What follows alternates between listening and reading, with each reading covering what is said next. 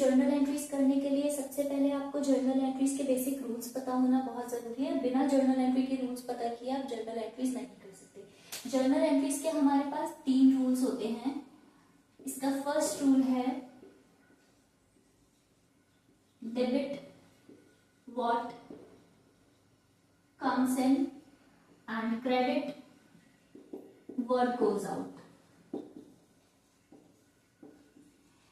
ये आपका debit credit का रूल जर्नल एंट्रीज के लिए उन अकाउंट्स पे लगता है जो रियल नेचर के हैं, मतलब जो आपके एसेट्स के अकाउंट्स हैं। एसेट्स क्या होते हैं? आपके बिजनेस की जो भी प्रॉपर्टीज होती हैं या जो भी आपकी वैल्यूएबल चीजें होती हैं जो फ्यूचर में आपको बेनिफिट देने वाली होती हैं, वो आपके एसेट्स होते हैं। फॉर एग्जाम्पल इसमें सबसे पहले अगर एग्जाम्पल की बात करूं तो हम फर्नीचर का एग्जाम्पल ले सकते हैं। जब आप फर्नीचर को परचेज करते हैं, फर्नीचर को परचेज करते टाइम आपका फर्नीचर आपके पास आ रहा होता है तो आप उसको डेबिट करेंगे, और अगर फर्नीचर की सेल्स हो रही है, फर्नीचर आपके पास जा रहा है, तो आप उसे क्रेडिट करेंगे। एग्जाम्पल देती हूँ, डेबिट व्हाट कम्स इन। मैं फर्नीचर की परचेज अगर हुई तो मैं एंट्री करूंगी फर्नीचर अकाउंट डेबिट टू। अब यहाँ पे मेरे हाथ से अगर कैश जा रहा है, मैंने जब पेमेंट किया होगा तो कैश पे किया होगा, वही कैश पे करते टाइम मेरे पास से जा रहा है, इसलिए मैं उसे क्रेडिट करूंगी। तो furniture account debit to cash account. Second rule जो हमारा आता है, सेकेंड रूल आता है आपका इनकम और एक्सपेंसेस के लिए, लॉसेस के लिए, गेन्स के लिए।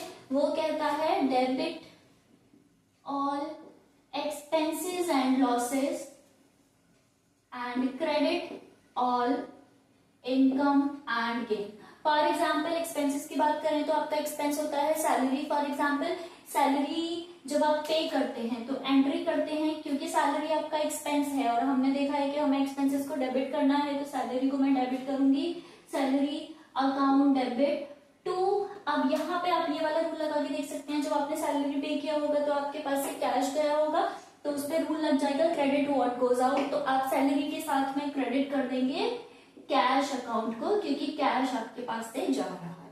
थर्ड रूल हमारा होता है जो आपका पर्सनल अकाउंट्स के ऊपर लगता है। पर्सनल अकाउंट्स पे हम रूल फॉलो करते हैं debit the receiver and credit the giver.